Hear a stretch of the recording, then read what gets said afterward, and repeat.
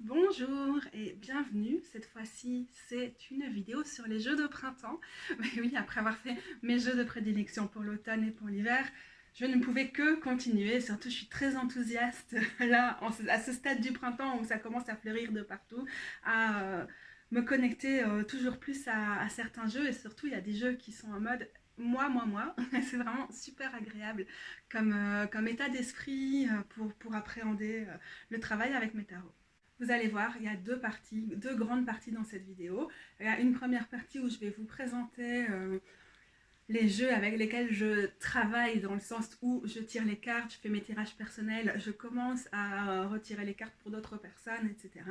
Et qui me semble correspondre à mon état d'esprit pour le printemps. Et puis la deuxième partie, c'est les jeux qui ont pas forcément pour moi, pour l'instant, une vibe de printemps, mais qui correspondent à ma vibe de printemps, parce que la vibe de printemps, c'est d'être dans la créativité.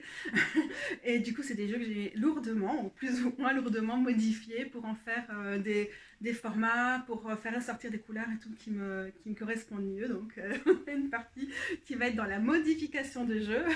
Préparez-vous.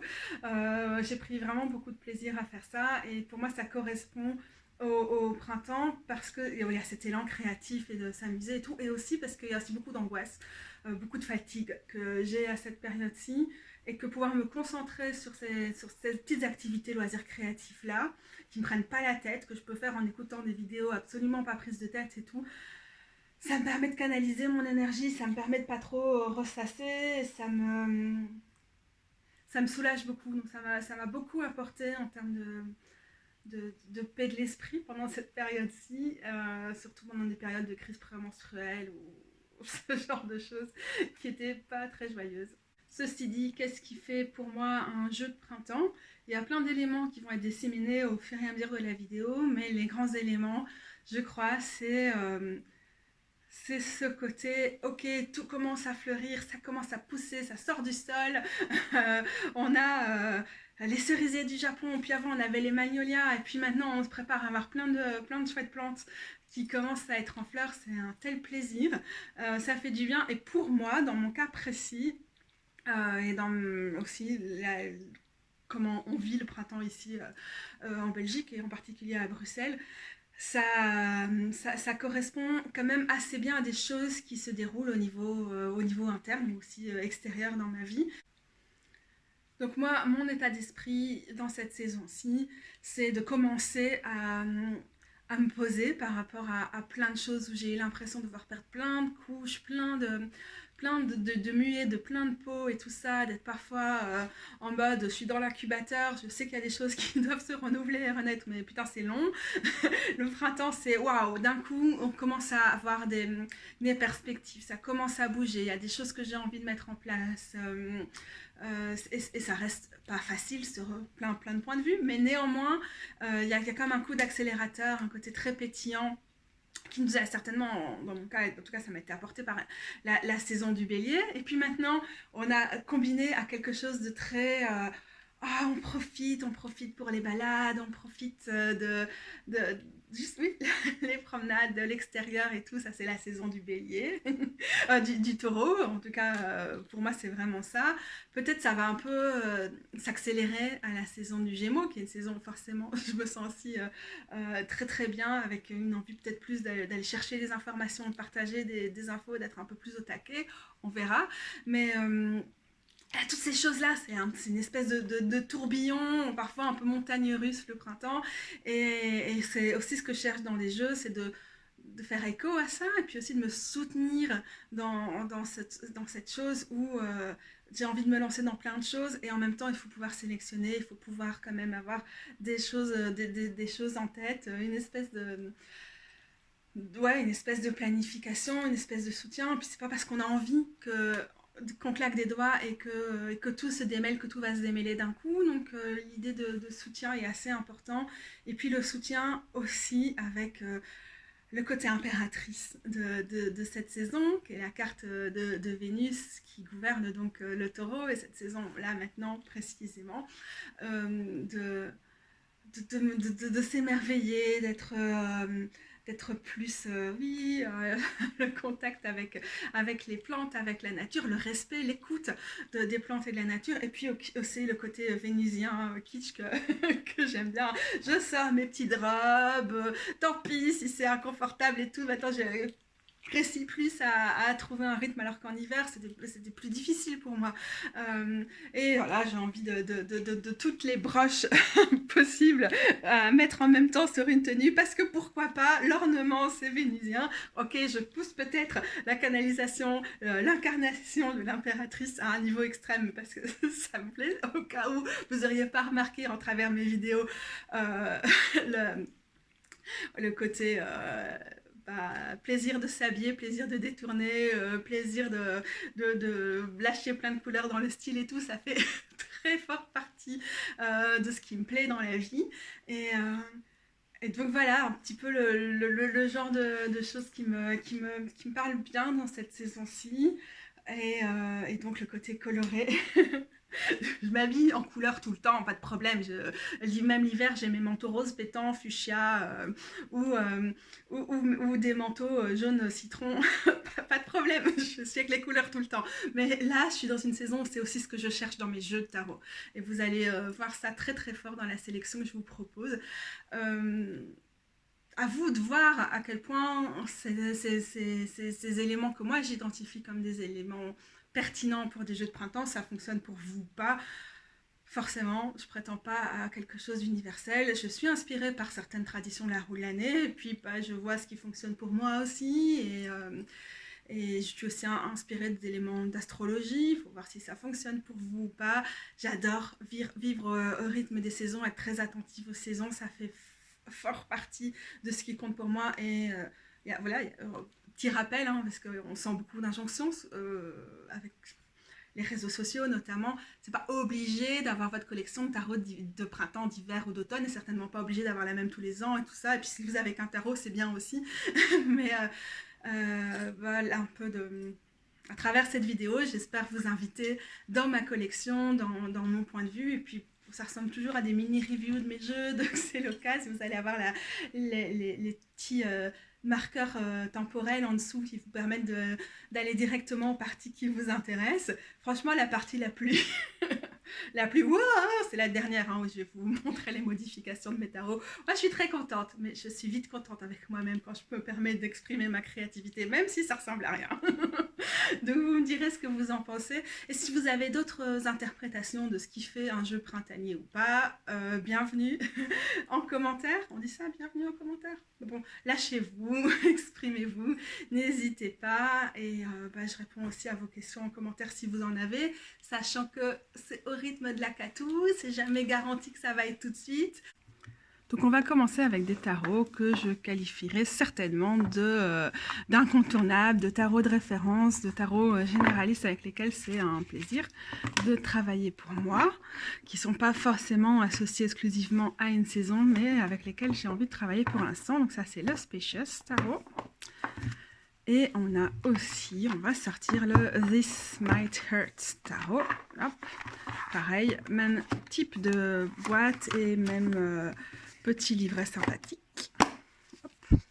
Avec l'avantage pour celui-ci d'avoir des bords holographiques trop mignons, qui passent pas du tout à la caméra, bizarrement. Alors, qu'est-ce qui me touche dans ce tarot-ci en particulier? J'ai sorti la carte de la roue de la fortune, c'est l'occasion pour moi de dire, parce qu'elle a cette emphase sur les saisons qui est très intéressante, l'occasion de dire que ces cartes-là, qui sont assez sombres, enfin une partie de ces cartes plus sombres, dans la deuxième édition du Spacious Tarot, qui est la seule qui est disponible pour l'instant, elles ont été travaillées pour être plus lisibles. Moi, j'aime bien le côté sombre en fait, mais je comprends que pour la lisibilité, ce soit un bon plan d'avoir transformé ça. Donc, je vous en avais parlé déjà en vous disant, je travaillerai certainement avec lui cet automne, cet hiver. Donc, c'était ma vidéo sur les tarots d'hiver, parce qu'il y a cette présence de la neige, des étendues glacées ou enneigées, tout ça, au niveau de la suite d'épées qui semble bien s'y prêter. Et c'est vrai que c'était une bonne idée, mais finalement, je pense pas l'avoir trop utilisé en hiver. Comme quoi, c'est vraiment, ce serait intéressant de faire des vidéos de bilan de mon utilisation au bout d'une saison. Enfin, après, on commence à faire des vidéos pour tout et n'importe quoi. Vous aurez constaté que j'ai modifié les bords. Je sais pas encore si je vais faire une couche au-dessus. J'ai essayé de faire des petits points pour rappeler ça. Voilà, pour info, quand je présente des jeux modifiés. En fait, ce qui vibre bien pour moi, c'est pour ça que j'ai laissé cette carte-là de l'arcane majeur en avant. Alors ici, on est dans les coupes. Ce qui vibre bien pour moi dans cet arbre-là, c'est un côté important pour moi du printemps et de l'automne. Donc, c'est les saisons que je préfère parce qu'elles sont entre deux, en tout cas pour moi, qui vis dans l'hémisphère nord et dans une zone tempérée, enfin bon bref, en Belgique quoi. Donc du coup, donc on est vraiment dans des saisons d'entre-deux, entre l'hiver et l'été, avec l'automne et le printemps. Et c'est des saisons qui, pour moi, comme pour un certain nombre de traditions païennes ou néo-païennes, non seulement ont cet aspect liminal entre l'hiver et l'été, mais elles ont aussi cette résonance encore plus forte avec l'autre partie de la saison qui est à l'opposé, et la saison qui est d'ailleurs en train de se dérouler pour l'instant dans l'hémisphère sud. Donc pour ici, on est dans la période du printemps, et ça me connecte assez fort à l'automne. Donc je trouve que c'est assez présent entre les deux équinoxes, donc l'équinoxe de printemps autour du 20 mars et l'équinoxe d'automne autour du 20 septembre, et les solstices, donc le 20 juin et le 20 décembre, grosso modo. Je trouve qu'on est vraiment dans des saisons où il y a des portes, des ouvertures. Pour certaines traditions, on dira que ce sont des ouvertures entre les mondes, mais aussi tout simplement, plus simplement, une connexion assez forte pour moi dans ma pratique entre ces deux saisons. Et du coup, le fait qu'il y a un rappel assez important, on voit ici avec l'automne, ici un truc qui fait très printanier, ce rappel entre les saisons, pour moi ce jeu m'évoque ça.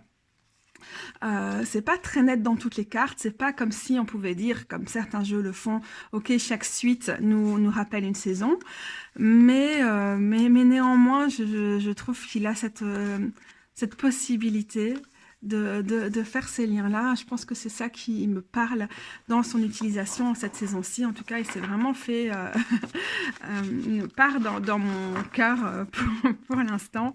Voilà, alors évidemment, je trouve que les couleurs, là aussi la texture pour moi de ces cartes, ce côté très très doux que j'aime dans ces deux jeux, va me faire penser à ce que j'aime en cette saison-ci, aux couleurs que je retrouve en extérieur, par exemple sur cette carte de la mort et du fou, c'est assez présent. Ici, on a une référence aussi au solstice avec quelque chose qui peut nous faire penser à Stonehenge. Donc, c'est difficile à dire, mais c'est cette présence de la nature, cette part belle qui est faite aux espaces, avec le Spacious Tarot qui est vraiment propice à ça, au paysage, qui me rappelle à quel point j'ai envie de sortir aussi à cette saison-ci et d'être en contact avec les espaces autour de moi, alors que c'est plus difficile pour moi de sortir en hiver et en été où je supporte beaucoup moins bien le climat. Et c'est plus difficile pour moi d'être au contact de la nature qu'en automne ou au printemps, que j'ai vraiment envie de célébrer ça. Donc ce jeu, pour moi, il est dans cette prolongation de tout ça aussi, tout en ayant vraiment une représentation de l'ensemble des saisons. Mais oui, ma perception des cycles des saisons est beaucoup plus importante en automne et au printemps, donc ça fait sens pour moi. Alors, du coup, il y a un petit peu la même chose qui m'attire, disons, dans le This Might Hurt. Déjà, cette palette qui est à la fois très peps, très vive, et en même temps avec un petit côté pastel qu'on va voir plus dans les autres cartes. Ah oui, c'est aujourd'hui pour pouvoir faire les choses d'une façon à moitié sensée. J'ai séparé les différentes sections du jeu. Je me suis dit que ce serait plus logique. Donc, c'est pas forcément, comme j'ai dit, qu'une saison particulière va être associée à un type d'arcane. Mais ceci dit, voilà, on voit ici les arcanes mineurs avec les coupes. On a vraiment une très jolie palette de couleurs qui est associée à ça. Alors moi, c'est ma préférée, mais parce que c'est mes couleurs préférées. Donc, si tout était comme les coupes, je serais quand même magnifiquement heureuse avec ce jeu-ci. Mais bon, on voit bien ici, avec cette espèce de, on dirait plutôt un pommier. On voit à quel point dans certaines cartes je peux vraiment fort trouver l'esprit du printemps ici. Alors on a d'autres tonalités ici avec les épées, où finalement si on regarde un peu la couleur des arbres et tout ça, on peut plutôt penser à l'automne en réalité. Allez, on va continuer comme ça. Bon, je rappelle que c'est pas forcément toujours comme ça qu'on associe les éléments aux saisons. Enfin, il y a différentes traditions là-dedans. L'automne étant souvent associé plutôt à l'eau. Mais c'est vrai qu'on voit, hein, du coup, ces oranges-là qui vont pouvoir nous faire penser à cette saison. Ici, alors, les bâtons, c'est très, très lumineux. C'est très jaune-orange. C'est du désert. Donc, bon, là, on a vraiment les associations plus classiques qui vont être de l'été et du coup, l'élément feu et les bâtons. Hop, et alors voilà, je ne vais peut-être pas tout montrer, les pentacles. Bon, ça peut nous faire penser à l'automne aussi, on est quand même avec les vignes. Mais bon, ça c'est les symboles classiques. Je pense pas que ça a été super fort réfléchi comme ça. Vous voyez la neige ici.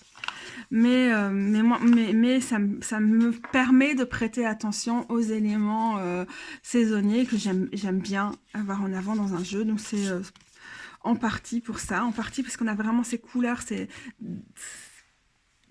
Quand on vit dans des contrées où il y a vraiment, en tout cas encore pour l'instant, plus ou moins 4 saisons, c'est vrai que j'aime bien quand il y a des associations entre les 4 suites et les saisons. Même si vous voyez, c'est pas si évident que ça, mais ça vibre pour moi quand vraiment les palettes de couleurs de chacune des suites sont très marquées et qu'elles nous emmènent dans des univers différents. Ça fait résonance pour moi par rapport aux tonalités des saisons. Mais c'est très... ça n'a peut-être pas forcément un sens logique, mais quand j'approche cet art aussi à cette saison, c'est ça que ça me fait. Et en réalité, je n'ai pas conscientisé, je vais travailler avec le Spacious Tarot et avec le Dismighter pour cette saison. C'est une bonne idée, c'est pas comme ça que ça s'est déroulé, c'est qu'ils sont venus me chercher pour mes propres tirages et aussi parce que...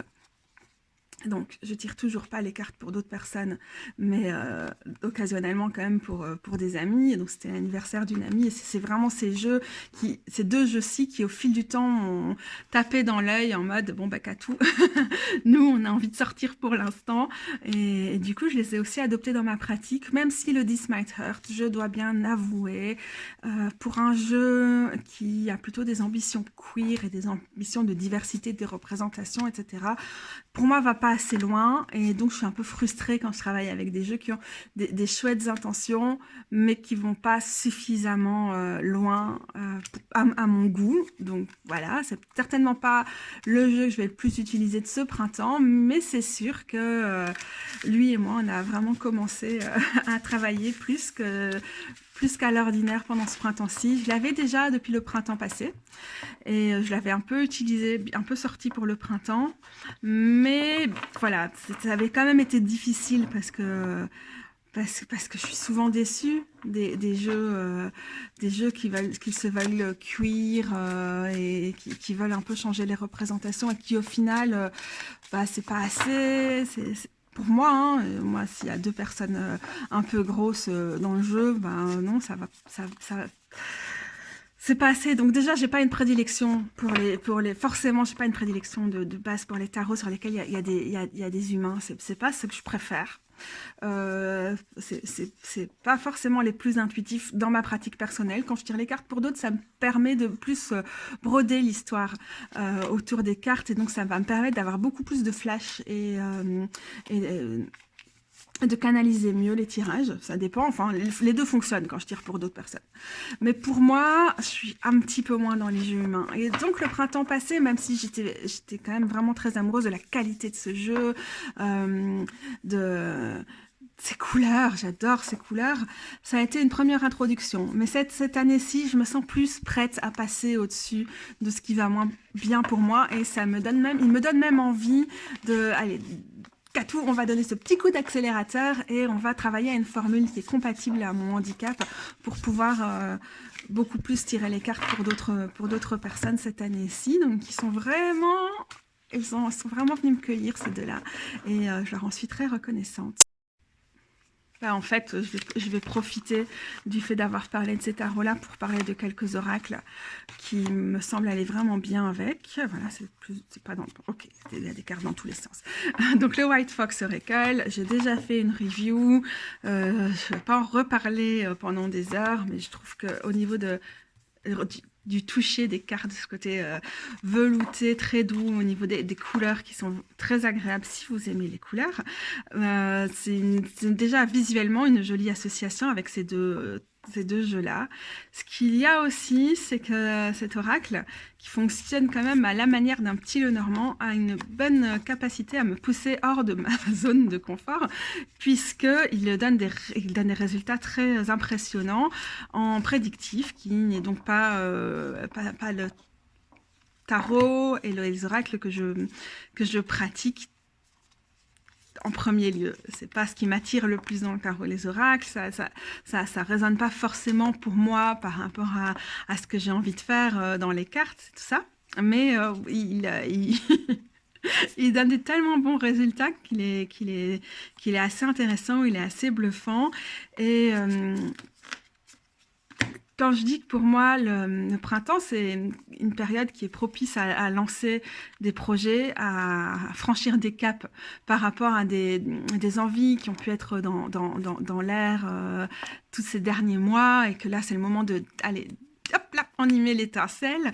Du coup, ce côté prédictif qui peut être utilisé pas pour faire des prédictions pures, mais plus pour aider dans le lancement du projet, dans l'organisation, dans le fait de se mettre des objectifs et dans la planification, me paraît vraiment, vraiment intéressante. Il est assez motivant, et c'est une période où moi j'ai besoin, surtout de la part des oracles, de ce côté d'accompagnement, de motivation par rapport à mes parcours. Donc il va être très chouette pour ça. Et ouais, déjà ces couleurs-là, pour moi, c'est vraiment un plaisir de les retrouver au printemps. Et je vais beaucoup moins être attirée par ces palettes de couleurs-là en hiver, par exemple, où j'aime bien travailler avec des jeux avec moins de couleurs, avec des jeux noirs et blancs et tout ça qui me correspondent plus à cette période-là. Donc voilà, voilà qui va être très chouette. Et ouais, peut-être je prendrai le temps à un moment d'en reparler, mais c'est une chouette découverte, ce côté de vraiment bien fonctionner comme un jeu de cartomancie style Lenormand et tout. Voilà, je l'ai déjà bien abîmé, c'est moi. J'ai les mains toutes sales aussi parce que je fais de la modification de tarot et je fais des bords noirs. C'est pas un tarot que vous verrez dans cette vidéo-ci, mais le petit clin d'œil par rapport au fait que dans cette vidéo, on parle aussi des modifications de tarot. Dans le même ordre d'idées pour moi, au niveau de à la fois comment les couleurs donnent et comment c'est un tarot qui va nous soutenir dans l'affirmation de soi, dans ses projets et tout ça, tout en n'étant pas du tout un tarot cucu ou bêtement positif. Oracle, pardon, pas tarot. C'est le Believe in Your Own Magic. Et encore une fois, j'en avais brièvement parlé à d'autres saisons et tout ça. Et finalement, force est de constater, en plus ici le printemps est quand même déjà bien lancé, que même si ce sont des oracles, ça, le White Fox, qui vont me titiller à d'autres saisons, c'est vraiment maintenant ça fonctionne. Alors vous voyez directement qu'on est dans des choix de couleurs qui vont aller très bien avec mes tarots. Vous entendez les chats qui mangent derrière. Je coupe pas, j'ai l'énergie pour la vidéo pour l'instant, on y va.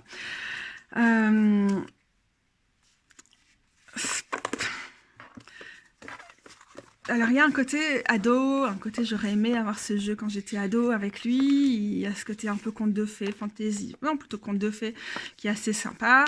Il est divisé entre princesse, sorcière et sirène au niveau des trucs. Il y a un côté très girly, qui, par moments, est quand même très chouette. Et pour moi, il est vraiment soutenant dans des moments où on est dans la transformation, mais on n'est plus dans la transformation où on se pose des questions, on mue de toutes ces peaux qui doivent partir, où on est en train de s'ouvrir. Là, on est dans le bourgeonnement des choses. Et je trouve que, voilà, même si c'est écrit d'une façon très accessible à des personnes qui n'ont pas l'habitude des cartes, ou pour des ados, ou pour même des enfants, ou des jeunes adultes, malgré tout, il va vraiment nous permettre de... Ouais, il nous soutient, il est pas dans le rose bonbon cucu, cupcake, on fait comme si, pensée positive, on fait comme si tout allait bien et ça suffira. Non, il y a beaucoup plus de complexité que ça, c'est pas votre jeu New Age classique, j'adore le côté de craft là, mais oui, pour moi en ce moment, il m'est vraiment important pour me soutenir dans mes démarches, dans mon envie de lancer des choses et tout, et aussi dans le rythme que prend ma maladie, que prennent mes allergies, ou cette semaine qui a été super difficile physiquement pour moi, par exemple. Il y a de la place pour tout ça, quoi. C'est vraiment chouette. D'ailleurs, j'ai tiré une des cartes aujourd'hui. C'est très, très motivant. Bon. Comme vous savez, je travaille malheureusement pour les personnes qui n'aiment pas les jeux en anglais, qu'avec des jeux en anglais, enfin qui n'aiment pas ou qui ne lisent pas. Mais pour le coup, pour un clone du Waite-Smith comme celui-là, c'est pas très nécessaire puisque la structure des cartes va quand même toujours rester la même. Mais bon, pour un oracle comme celui-ci, ça peut être... vous allez vous dire quel bel oracle et quel dommage qu'il ne soit pas traduit. Mais... voilà, il y a moyen de taper ça sur une application de traduction et de s'en sortir, mais ça, je conçois complètement que ça soit très embêtant dans le processus de connexion simple à un oracle. Après, si vous travaillez vraiment visuellement sur ce que ça provoque pour vous, je pense que ces illustrations peuvent être amplement suffisantes. Donc voilà, j'en avais déjà parlé, mais c'est vrai que... il y a un côté motivant quand même et soutenant qui pour moi correspond très bien à ce que je traverse à cette saison-ci. Oh là là, quelle beauté quand même. Ça fait du bien un jeu comme ça au niveau des représentations en tout cas. Voilà, il va m'accompagner.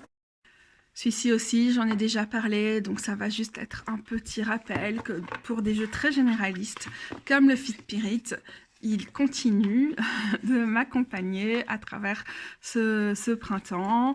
Il y a vraiment des références à aux saisons à travers tout le jeu, dans une bonne tradition de tarot. Et ce genre de tarot, avec une structure très classique, même si pour le coup celui-ci, il est vraiment très, très, très, très intéressant dans ce qu'il fait au tarot, dans le fait d'avoir des représentations diverses et de mêler des symboles plutôt traditionnels ou respectueux de certaines traditions du tarot avec des applications et des représentations qui sont très contemporaines.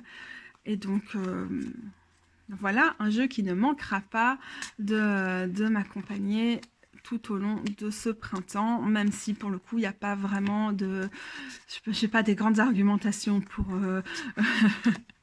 la chose, autre que c'est un jeu qui me plaît bien et j'aime bien ses couleurs, j'aime bien... Je sais pas quand est-ce que je vais m'en lasser et qui va devenir un jeu que je vais réserver potentiellement à certaines saisons, mais je pense pas que ça va arriver. Alors quelqu'un m'a demandé, est-ce que j'ai beaucoup travaillé avec Beth de Little Red Tarot, Katou, comment on fait? Parce que maintenant Little Red Tarot livre plus en Europe, en Union Européenne, parce que c'est trop compliqué de travailler avec l'Union Européenne depuis le Brexit. Sorry, j'ai pas de bon plan. Par exemple, celui-là, je sais qu'il est disponible sur un site néerlandophone qui s'appelle thealchemista.nl. Mais faudra vous débrouiller un petit peu avec le néerlandais si vous voulez aller dessus. C'est pas un problème pour moi, mais ça l'est peut-être pour d'autres personnes. Et sinon, on va être obligé d'aller commander directement auprès des créatrices aux États-Unis, ce qui peut être assez cher. Donc pour l'instant, il n'y a pas de bon plan. Alors, quand même, Bess m'a dit, parce qu'elle a lancé un appel sur sa newsletter pour aider des personnes qui voulaient reprendre le même type de sélection en Europe, pour les partager toutes ces connaissances des petits commerces anticapitalistes et queer, c'est quand même vraiment le plus important pour elle, et antiracistes autour des jeux de tarot, et elle est prête à soutenir des personnes, et pour l'instant il y a plusieurs marques d'intérêt, donc il faut surtout croiser les doigts.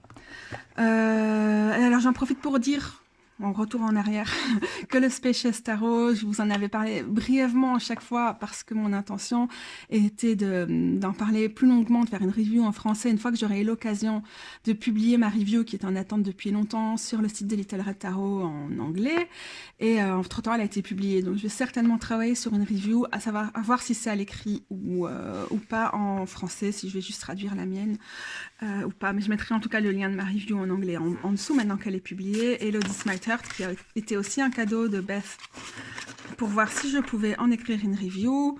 Je suis toujours en train de taffer sur la review depuis des mois, je ne sais pas si je la publierai ou pas, mais voilà, en tout cas si vous avez envie de m'entendre parler de ces jeux-là spécifiquement, n'hésitez pas à me le dire et on verra si je peux en parler un peu plus, même si j'ai l'impression que ces vidéos sur les tarots de telle ou telle saison sont souvent déjà des bons approfondissements des jeux et ressemblent plus à des reviews. Je suis désolée, vous entendez Diesel qui se plaint derrière, ce chat est follement angoissé et je ne sais pas ce qu'elle veut là tout de suite. Je vais peut-être faire une pause pour lui donner du Zilken, des protéines de lait qui font quand même des bons miracles sur les chats angoissés, même si avec celle-ci, c'est pas suffisant, qu'il lui faut des doses de cheval quasiment. Je vais pas vous parler davantage du Wild Unknown Archetype et du Living Altar parce que je leur ai déjà consacré une vidéo il y a un mois environ, donc je vous remettrai les liens. Donc sans l'ombre d'un doute, un grand oui encore à ces jeux-là. Bien sûr, évidemment que je les emmène avec moi pour m'accompagner pendant le printemps. Autre style, mais vraiment chouette découverte, le Herbcrafters Tarot, que je vais ouvrir dans son petit sac fabriqué par mon amoureuse Rose Butch. Et une fois de plus, c'est un lien qui va être à retrouver ci-dessous pour voir son travail. Donc on a l'idée de Herb. On prononce le H en anglais et pas en américain. Vous prononcez ça comme vous voulez, en gros. Et l'idée de craft, donc d'artisanat, de création, d'art. Et donc, c'est un jeu qui a une certaine dimension d'herboristerie, qui a une certaine dimension de respect de la structure du tarot, qui a une certaine dimension où il s'éloigne un peu des deux. Et c'est revendiqué, et c'est ça qui en fait un jeu qui est très bien, parce que la structure est extrêmement bien pensée dans ce tarot-ci. Alors, comment vous expliquer ça? Voilà. En fait, il y a les correspondances numérologiques, même s'ils fonctionnent vraiment bien dans un format classique, avec par exemple ici le 4 d'air ou d'épée et la lavande, mais en même temps, il y a aussi quelque chose qui est dans le parcours de toute personne, finalement, qui s'intéresse aux plantes, à leur récolte, à leurs aspects médicinaux et tout ça, avec aussi des mises en garde par rapport à certaines pratiques et les plantes qui sont en danger. Donc les 1, ça va être les herbes, les plantes que vous trouvez sur le pas de votre porte, et ce qu'on appelle entre guillemets les mauvaises herbes, donc c'est celles vers lesquelles on est le plus invité à se tourner quand on commence son parcours de prise de connaissance avec les plantes. On a celles qui attirent les pollinisateurs et qui nourrissent nos amis animaux avec les 2. Avec les 3, on a celles qui sont faciles à faire pousser. Ensuite, on a celles qui sont utilisées pour les frontières, les bordures et les haies. En 4, en 5, on a celles qui sont estimées comme en danger ou menacées par l'association Sauveurs de plantes unies. Je pense que c'est lié pour le coup vraiment aux États-Unis. En 6, on a celles qui produisent de façon abondante. En 7, on a des arbres anciens.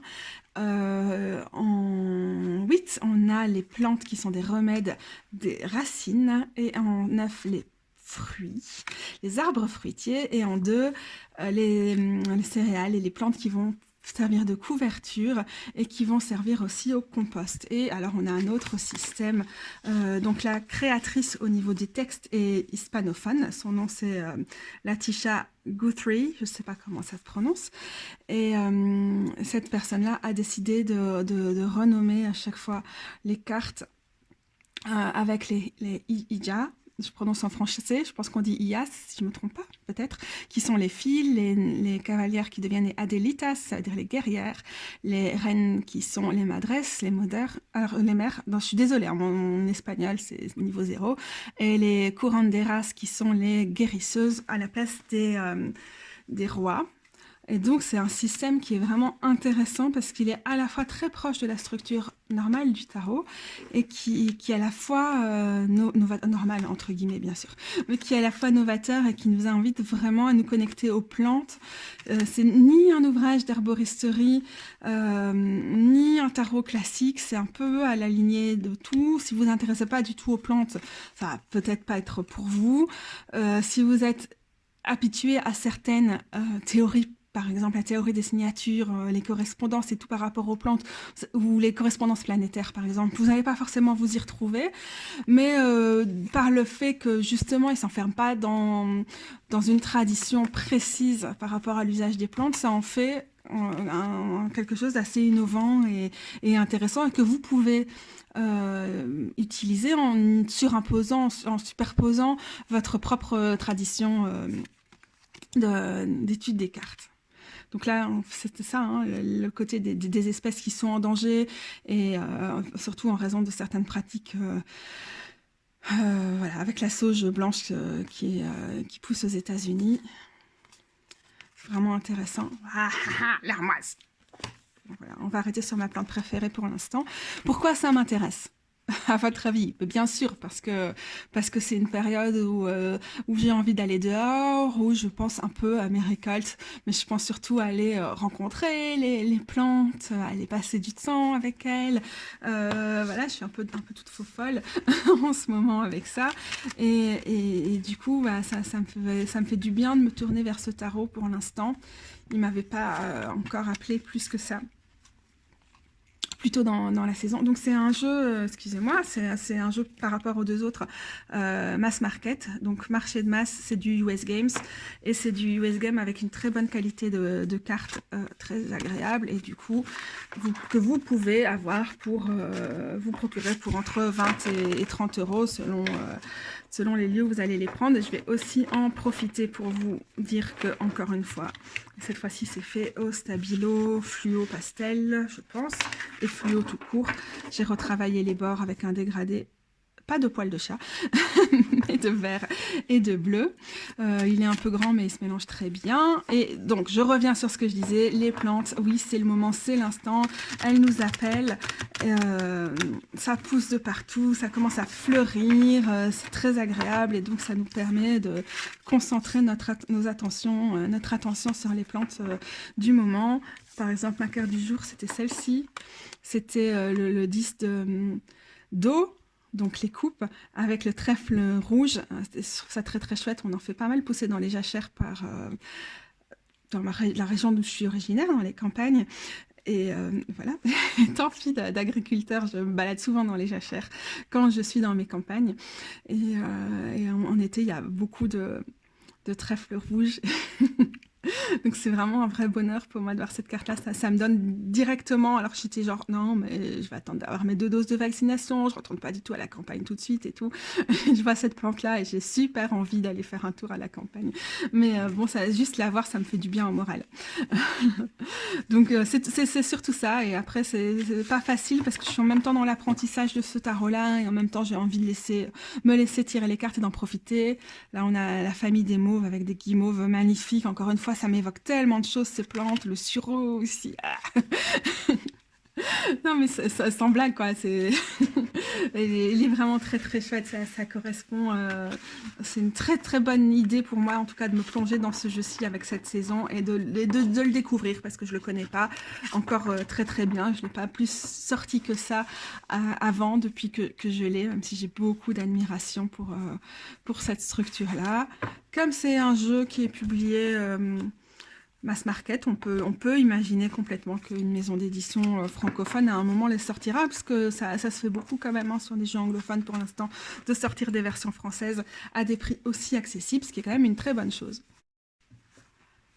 Dans le même esprit, j'ai le Herbiary Illustrated, dont je vous ai déjà aussi parlé, mais bon, c'est la même chose. Tout comme l'automne, le printemps me donne des envies d'aller au-devant des plantes, de sortir, de les rencontrer. Je vais commencer, pas seulement par vous montrer la valériane qui a été grignotée par mes chats, ce qui est quand même...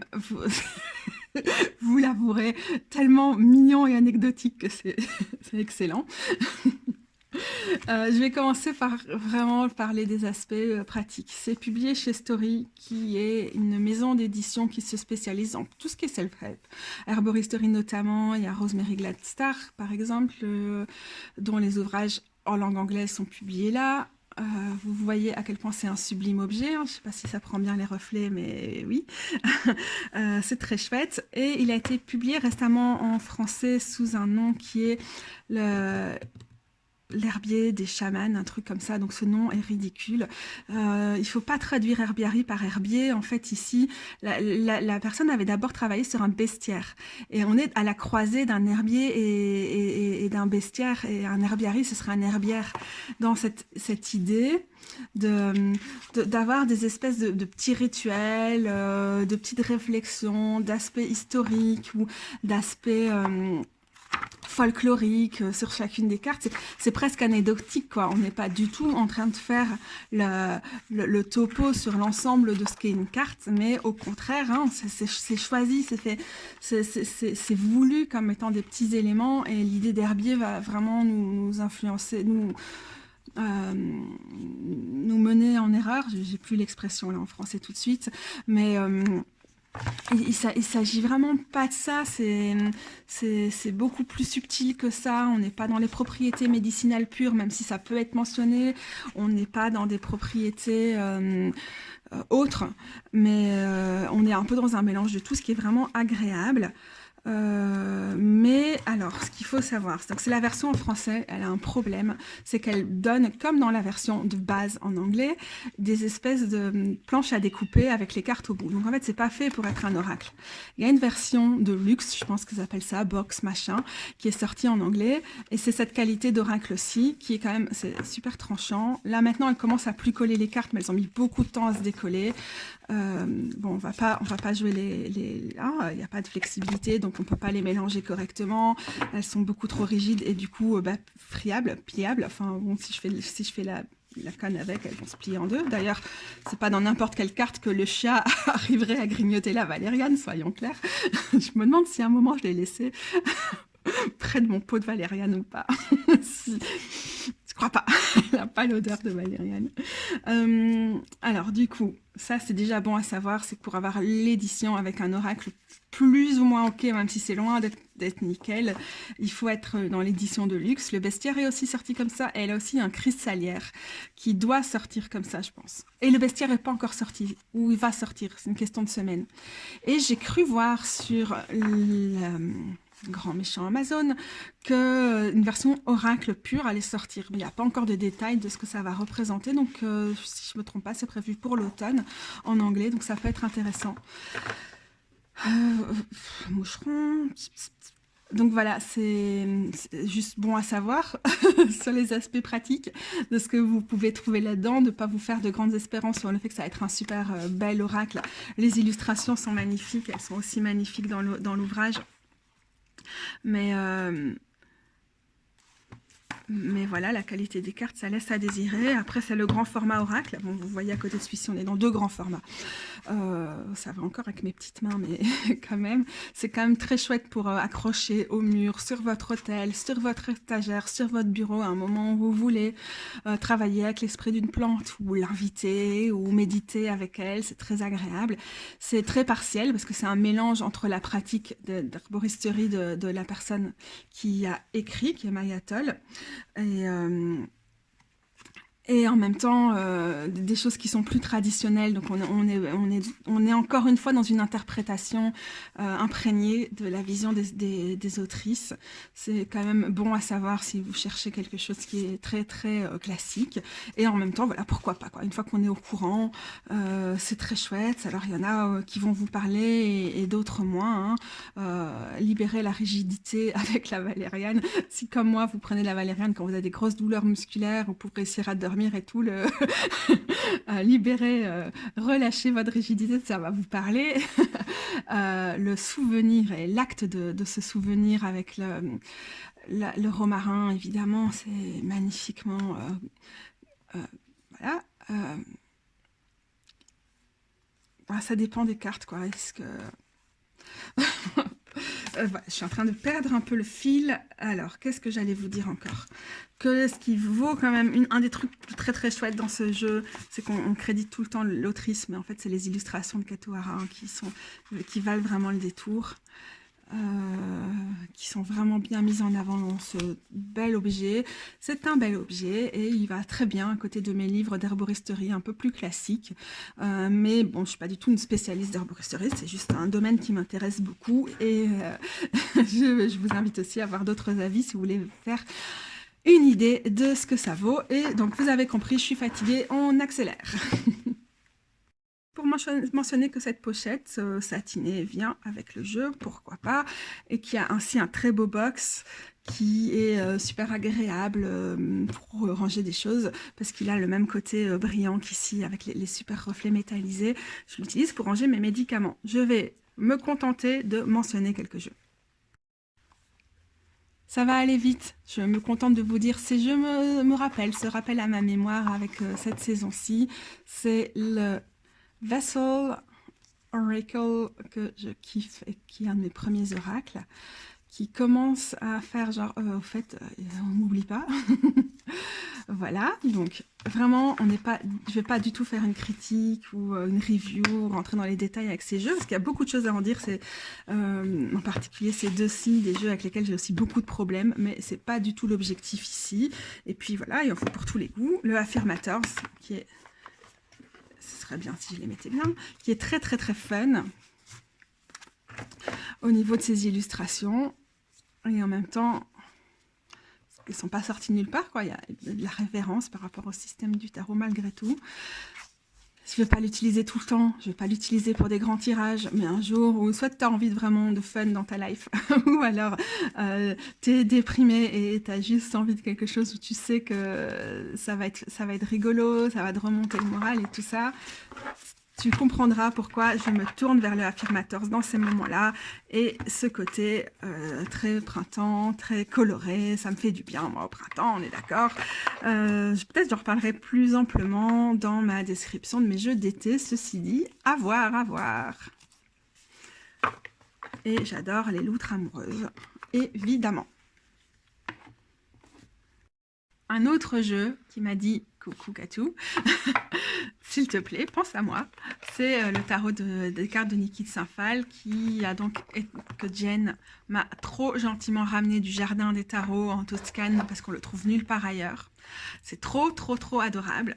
Ceci dit, je vous le dis, si vous pensez acquérir ce tarot qui est super chelou à trouver et qui est très très cher, hein, il coûte 50 € sur place, la qualité des cartes est vraiment triste. Les personnes qui ont fait ce tarot, c'est la fondation de Niki de Saint-Phal. Elle l'a fait après sa mort pour collecter des fonds pour entretenir cet magnifique, gigantesque jardin de sculptures.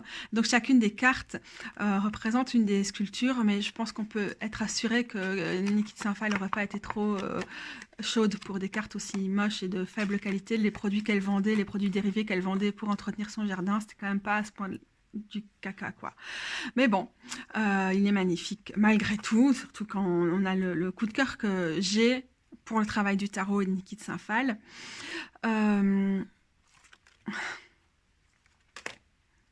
J'ai un rapport compliqué avec ça, parce que j'ai quand même des grosses réticences sur certains points, et je mettrai ça en lien en dessous, pour pas commencer à vous plomber avec des détails ici. Donc voilà, l'aspect autour. En fait, Niki de Saint-Phal a fait beaucoup de dessins autour de ces sculptures et d'autres choses. Il y avait l'expo Niki de Saint-Phal, donc celle qui était au Grand Palais ou au Palais de Tokyo, je ne sais plus, en 2014 à Paris, que j'ai eu la grande chance de voir, reprenait des maquettes miniatures, mais ne reprenait pas tellement des dessins autour. Mais l'expo qui avait à Mons, il y a 1 an et demi, je pense, autour du travail de Niki de Saint-Phal, il y avait plein de trucs autour de tout le travail qu'elle a fait autour des arcanes majeures, c'était vraiment chouette. Donc c'est effectivement, c'est que les arcanes majeures ici. Voilà, il m'appelle, je sais pas, j'ai des réticences sur la qualité des jeux, sur certains aspects du travail de Niki de Saint-Phal. Et finalement, la Story Medicine, c'est l'autre jeu qui m'a, que j'ai reçu de la part de Beth de Little Red Tarot. Je vous le dis parce que je ne l'aurais pas choisi moi-même. Et c'est l'autre jeu qui m'a fait signe ces derniers temps en mode oui, moi. Et c'était assez intéressant comme tirage que j'ai pu effectuer avec lui. Je ne rentre pas dans les détails non plus, mais je me contente de le mentionner. Bizarrement, je ne l'aurais pas forcément associé au printemps, mais voilà, il est en train de me dire quand même de temps en temps, pour tes cartes du jour, Katou, regarde-moi, je suis là, et bon, vous voyez... Peut-être ou pas, hein. C'est un jeu qui qui coule pas de source pour moi, mais je le mentionne, et aussi peut-être parce que ça intéressera quand même certaines personnes qui sont plus intéressées par ce type de travail et de thématique que moi, et que le côté très cisgenre ne va pas déranger. Voilà, je me contente de ça. Ce qui est super rigolo, c'est qu'en fait, un des critères pour moi, pour désigner finalement les jeux de la saison, c'est les jeux avec lesquels j'ai passé du temps ces dernières semaines pour faire des modifications plus ou moins réussies. Alors là, les gros bidous, on est dans une activité printanière qui est vraiment plus amusante. Et on va commencer avec le Our Tarot. Vous avez d'ores et déjà un des intérêts de ce tarot qui est ce très gros livre qui est trop bien. Hein, Sawin? Trop bien, d'après Sawin.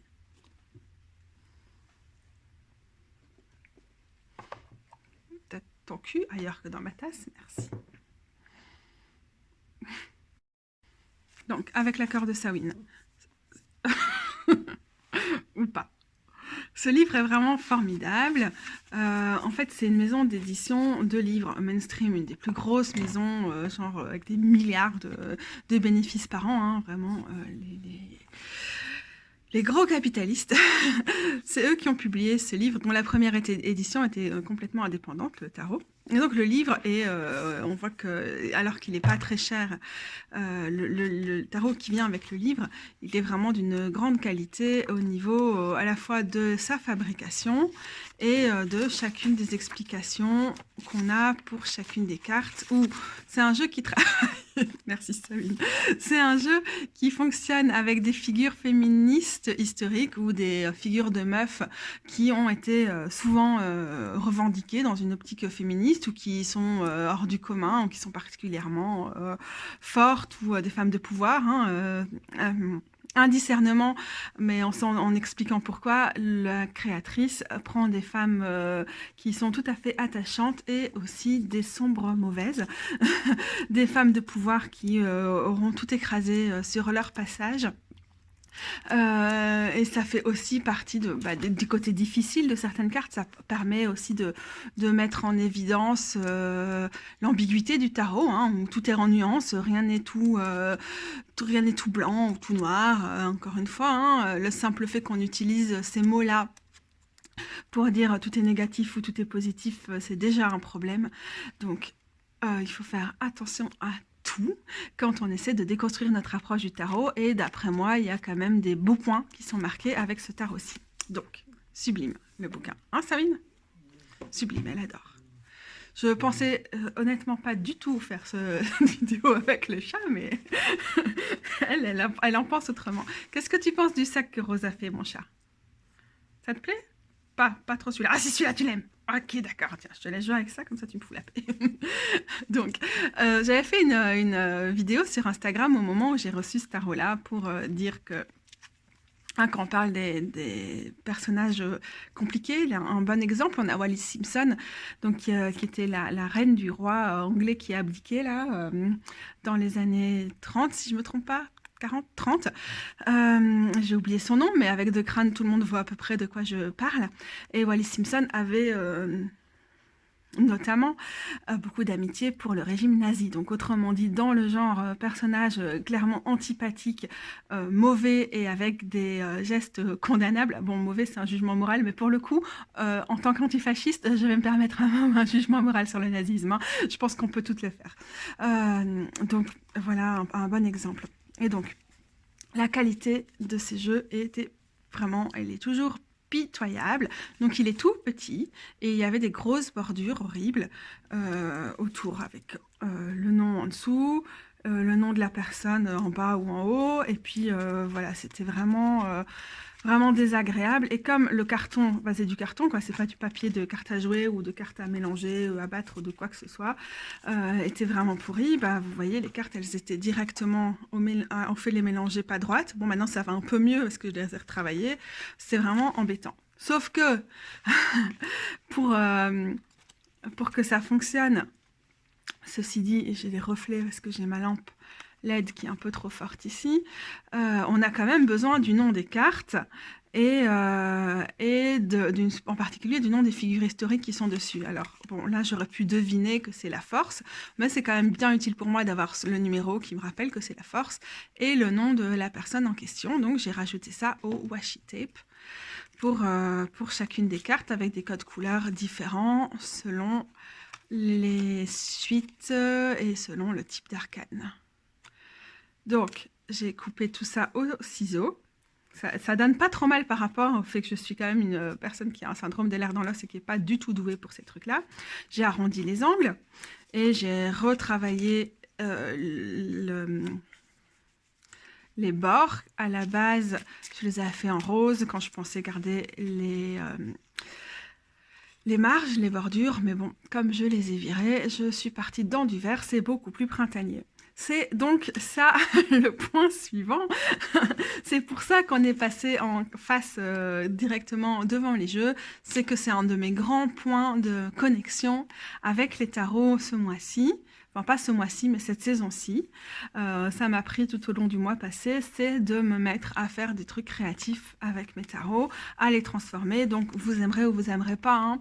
Mais voilà. En tout cas, pour moi, c'était vraiment important. Là, ça fait mieux ressortir les collages, même si en fait, ils sont tellement minuscules. J'ai des mains petites, hein. Regardez, par rapport à un jeu normal. C'est vraiment tout petit. En fait, disons, ce jeu-ci, je ne pense pas l'utiliser comme un tarot plus que ça. Je ne sais pas pourquoi, mais je pense que la qualité des cartes, dans tous les cas, me l'a ruiné. Je ne dirais pas que d'office, je ne l'aurais pas utilisé s'il n'y avait pas une meilleure qualité. Mais là, pour le coup, c'est ruiné pour moi. Par contre, j'adore ce livre. Alors, si vous savez peut-être, hein, mais je suis historienne de formation. J'ai travaillé dans le domaine des études de genre. Et j'ai fait de l'histoire du genre et des femmes à l'université. J'ai fait mon mémoire dans ce domaine-là et tout. C'est un truc qui me passionne. Donc, forcément... je me dois d'avoir ce genre de choses dans ma bibliothèque. Donc les washi, c'est évidemment moi qui les ai ajoutés pour mieux m'y retrouver. C'est pas forcément pratique autrement.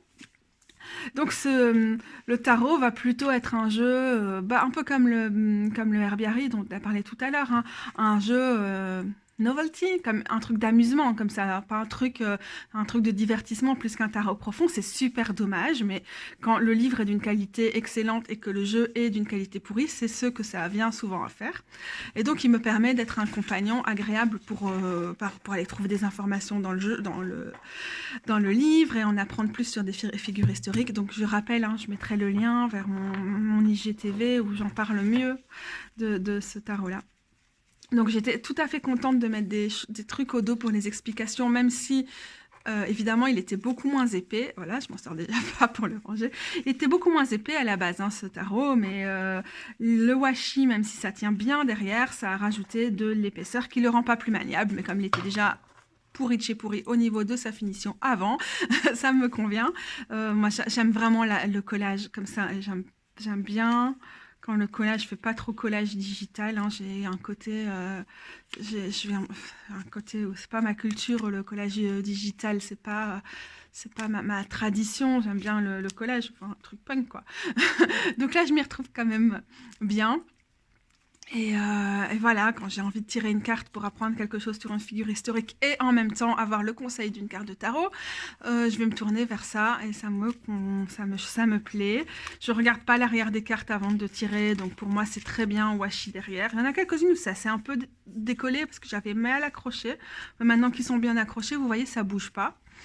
Donc oui, comme je regarde pas mes cartes en tirant les cartes, vous allez voir pour tout ce que je vais vous montrer maintenant que ça n'a pas d'incidence le fait que si je fais différentes couleurs, comment je choisis d'ancrer les côtés, ou si je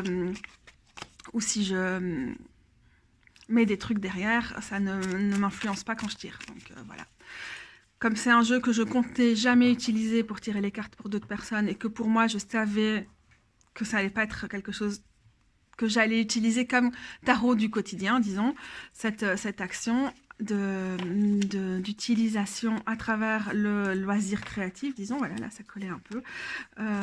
Ça a été vraiment, vraiment une jolie expérience de cette saison printanière. Et en plus, ce qui ne cache rien, c'est que les images, les tonalités qui sont utilisées pour ces collages-ci, moi, me conviennent très très bien pour un mood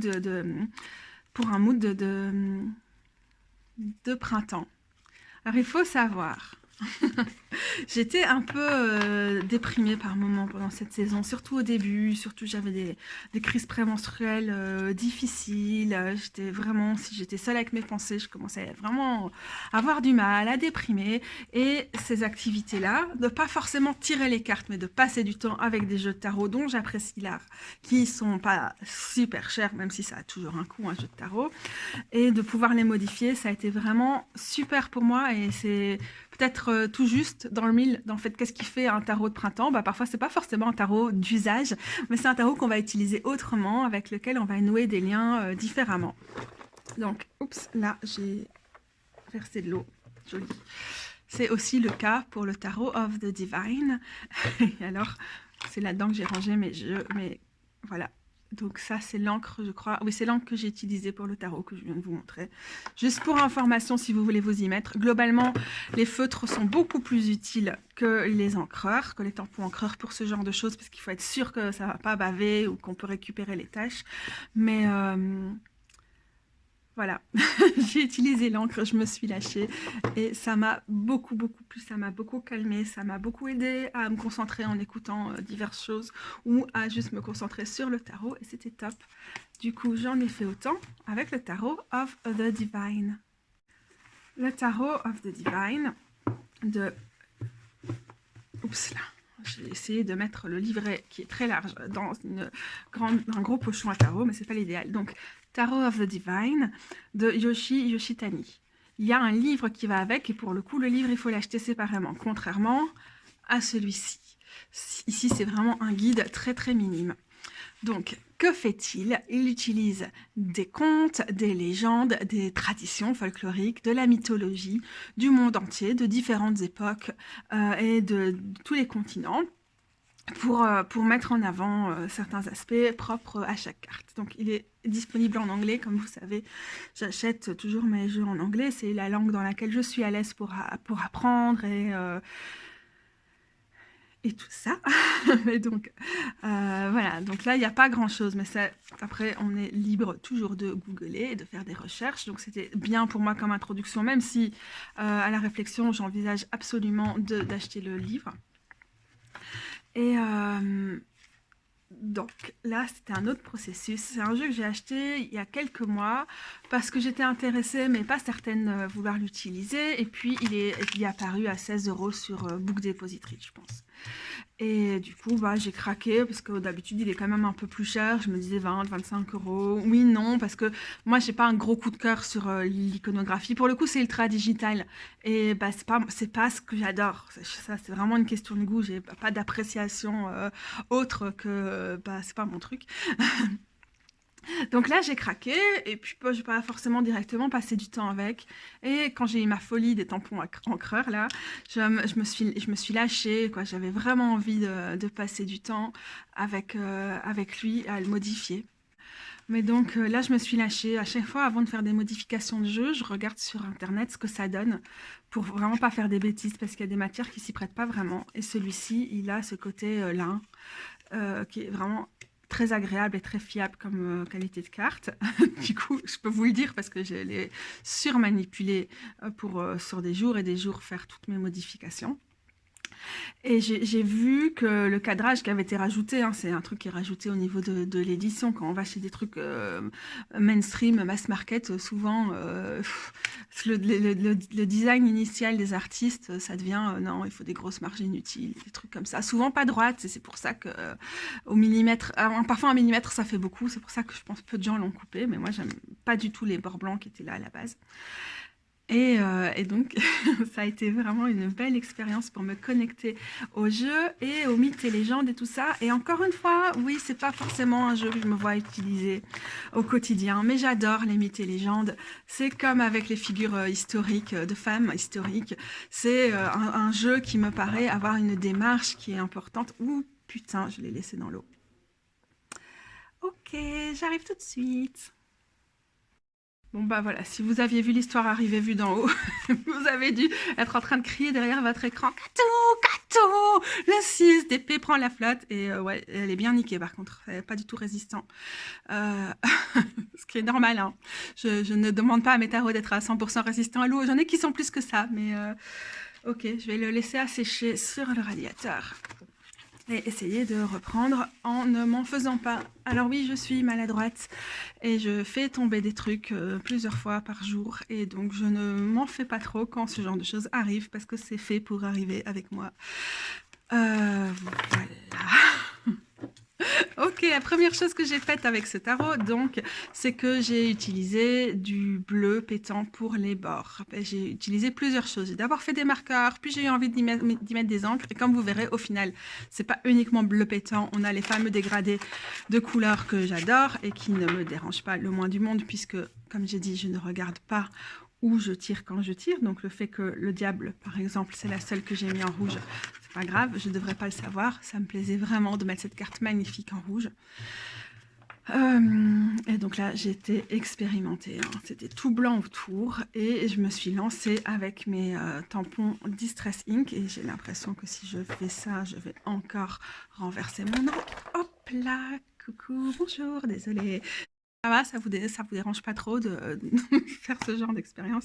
J'ai utilisé ça, c'est du Distress Ink. On utilise ça dans ce genre d'activité afin de donner un côté papier vieilli au papier. Donc ça met beaucoup plus de temps à sécher que d'autres tampons encreurs. Mais ça m'a vraiment calmé, ça m'a fait plus grand bien, ça m'a permis de me renseigner sur certains décomptes, encore que pas tant que ça, parce que quand on est sur du travail créatif, bon plus ou moins créatif, hein, je vous les juge, hein, moi je trouve pas ça particulièrement beau, c'est juste que ça m'a beaucoup éclaté de le faire et là c'est ce qui compte en réalité. Donc quand on est sur du travail créatif comme ça, on passe du temps avec les cartes, peut-être un petit peu moins à chercher sur les légendes, mais ça m'a donné plus envie de le faire. Et donc voilà, ce qui est mon côté printanier avec ce jeu. Non, il y a pas grand-chose pour moi qui en ferait un jeu de printemps, parce que comme on en a discuté pendant les vidéos d'automne et d'hiver. Et comme le disait Vali, les phronésis, je pense, c'est vrai que l'automne, par exemple, c'est une très chouette période pour faire du storytelling, travailler sur le fait de raconter des histoires, travailler sur le récit. Et, euh, et donc, c'est vrai que ça résonne pas mal pour moi. C'est pas maintenant que j'aurais envie de travailler avec des jeux comme ça, très storytelling. Voyez un peu le côté, les contes, c'est aussi une façon de communiquer avec l'invisible. Et la mythologie aussi. Et du coup, c'est peut-être pas forcément le plus adapté à une saison. On a plus envie d'aller en extérieur, d'aller voir les plantes, de se promener et tout ça. Mais justement, ça m'a déjà permis de me connecter à ce jeu, même si je me vois bien après ne pas super fort travailler avec lui maintenant. Juste lire des choses sur la mythologie ponctuellement, comme je vais faire avec l'autre. Et puis, cet automne, le reprendre et être ravie de me remettre au travail avec lui. Donc, c'est printanier, mon jeu de printemps, dans ce sens-là, dans le sens où pour le printemps, j'ai pris un énorme plaisir à le modifier. Et alors, il y a certaines cartes où je trouve le résultat vraiment réussi, agréable. Il y en a où, on va pas se le cacher, ça ressemble à rien. C'est vraiment moche. Mais le processus m'a plu. Et oui, c'est un jeu que j'ai payé pas trop cher. Avec l'idée d'en apprendre plus sur les mythes et tout ça, pas tellement de tirer les cartes avec. Ils racontent tellement une histoire qui leur est propre, ces jeux-là, en fait, que c'est pas forcément comme ça que je les envisage. Et donc ça m'a beaucoup plu comme activité de printemps avec un jeu.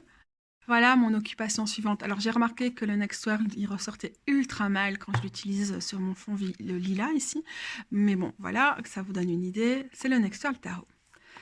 De toute façon, avec ses couleurs, pour moi, il est très de saison. Et aussi ce côté axé sur le militantisme, jeu engagé. Pour moi, c'est une énergie que j'adore voir se déployer à cette saison-ci de l'année. Donc, ouais, vas-y, fous ton truc dans ta tasse, Katou. Ah, ouais, j'ai changé de l'eau de mes tulipes aujourd'hui. Donc, ce qui est intéressant avec ce jeu, donc voilà mes deux versions, c'est que comme il a une certaine ambiance post-apocalyptique, jeu plutôt punk, jeu très queer et très engagé, avec une dimension militante prononcée. Du coup, oui, ça convient avec l'ambiance de cette saison. On arrive dans le mois traditionnel de manifestations, enfin en tout cas ce qui était historiquement des manifestations, qui maintenant sont des grands carnavals capitalistes comme les prides et les marches des fiertés, les parades, quel que soit le nom que vous donnez par chez vous. Mais donc, qui à la base ont quand même une histoire militante, même si ça s'est tristement perdu dans l'histoire.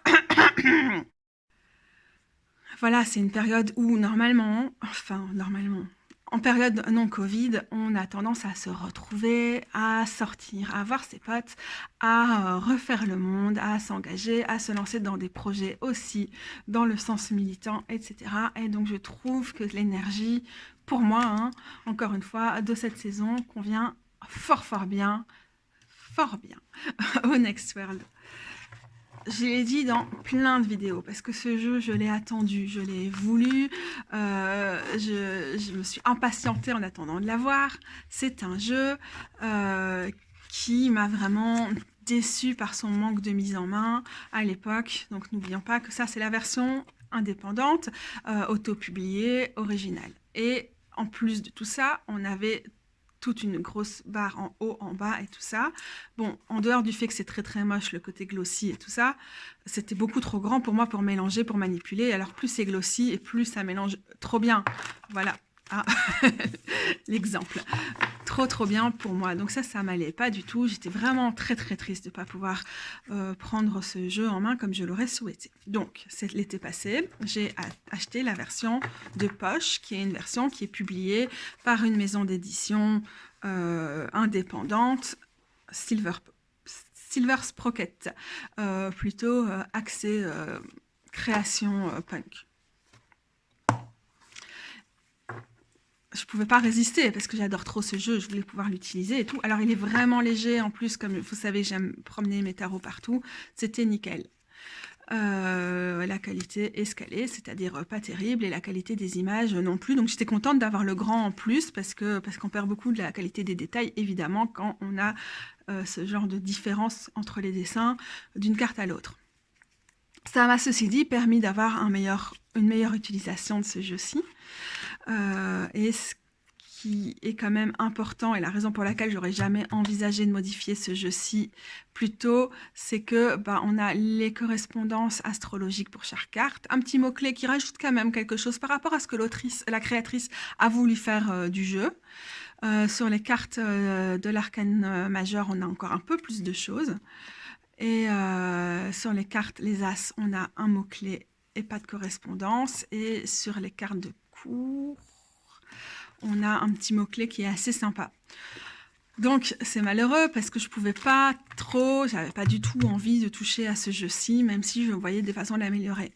Alors un autre truc, c'est que ce tarot est pas si facile à avoir en main parce que, vous voyez, avec le 6 de coupe, c'est pas évident sur chacune des cartes qu'il y a quelque chose qui fait référence au 6 coupe ou à 6 choses de l'élément de coupe. Pareil ici avec les pentacles, même si on peut remarquer des choses qui nous font penser aux 4 pentacles, c'est pas évident. Et tout à fait pareil ici. Hop, on est dans les majeurs là. Voilà, ici vous voyez un peu où je veux en venir au niveau du problème. Ici aussi. Alors on peut deviner, hein, si on va compter les rayons et tout ça, où Christie a voulu mettre la symbolique. Enfin, ça tape pas dans les yeux, donc on avait quand même besoin de ça. Maintenant, ça fait des années que j'ai ce jeu. La version originale, j'ai plus l'habitude. Et j'avais quand même ça à côté pour pouvoir profiter de la sagesse de ce qui est en plus sur les cartes. Et donc, je me suis lancée. C'est incroyable, hein. Je suis quand même assez dangereuse, quoi. Je fais tout au ciseau, je suis vraiment maladroite, j'ai pas de guillotine ni rien, j'aimerais bien, mais en même temps, je pense que je ferais plus de bêtises parce que comme j'ai une fatigabilité à la concentration, à l'effort qui est plus rapide que quelqu'un que la plupart des personnes valides, ça m'amènerait à faire, à mon avis, plus d'erreurs fatales, fatales pour le jeu. Donc, je préfère rester au ciseau. Donc, j'ai tout coupé et j'ai choisi des jolies couleurs. J'ai passé des couches différentes pour avoir ce côté bien pétant qui va bien avec l'arrière des cartes, si jamais la couleur passe, et qui va aussi vraiment bien avec les dessins. Quand j'étais à une conférence à Brighton de Christie Searroad l'année passée, j'ai acheté des posters de 2 de ses œuvres. J'ai vu certaines de ses œuvres du coup en dimension poster et je me suis dit, mais enfin, on passe tellement à côté des détails dans ces versions-ci, c'est trop dommage. Et finalement, en fait, une fois que j'ai coupé les bords, non, pas du tout. Parce que il n'y a plus rien qui m'empêche d'avoir accès aux détails et je peux beaucoup plus profiter du contenu des cartes. Donc ça, c'était vraiment, c'est très très chouette. Ça m'amène à redécouvrir mes tarots. Et encore une fois, finalement, choisir mes decks printaniers, c'est aussi ça. C'est vraiment passer du temps à les modifier. C'est pas pour tout le monde n'aura pas forcément envie de faire ce genre de choses et tout le monde ne trouvera pas forcément ça beau ce que je fais, mais comme je vous l'ai dit, moi ça me convient, pour moi c'est une façon de me connecter à mes jeux, j'ai l'impression de pouvoir beaucoup plus me concentrer sur l'illustration comme ça. Alors oui, voilà, exemple typique, hein, vous le verrez peut-être en fonction de l'idée de voyage et de mouvement ici, c'est le 6 d'épée, mais à part ça, il n'y a rien qui nous dit qu'on est dans le 6 d'épée. Pareil avec le 8 de pentacle ici. C'est pas super évident. À la limite, même pour le diable, c'est pas super clair. Bon, le soleil, évidemment, oui. Celui-là, on l'a déjà vu. Celui-ci aussi. Mais c'est pas évident, excusez-moi encore une fois, entre page, reine, roi de bâton. Il faut vraiment avoir une connaissance du jeu pour s'y mettre. Et je regrette tellement pas, quoi. Les amoureuses. Le fou. Le 8 de pentacle. 7, 8 ou 7, 8. Voilà, c'est comme ça qu'on bug. C'est le 7. Je sais que c'est le 7. Oh, on est fatigué, hein, c'est pas tout ça, mais aller se faire une petite sieste. Et c'est mon jour après le vaccin, hein, j'ai fait ce que j'ai pu. Et voilà, c'est tout pour les jeux de printemps. J'espère que ça vous a plu, pouce vers le haut, abonnement, tout ci, tout ça, n'hésitez pas. Et il y a la playlist avec mes autres vidéos qui doit apparaître là, maintenant quelque part dans l'écran, pour l'automne et pour l'hiver. Mais finalement, l'été est à nos portes, donc je vous dis rendez-vous dans 2-3 mois, ou peut-être 4 pour la vidéo sur les jeux d'été de cette année-ci. À très bientôt les gros bidous, bisous, bisous, bisous, waouh, waouh, waouh!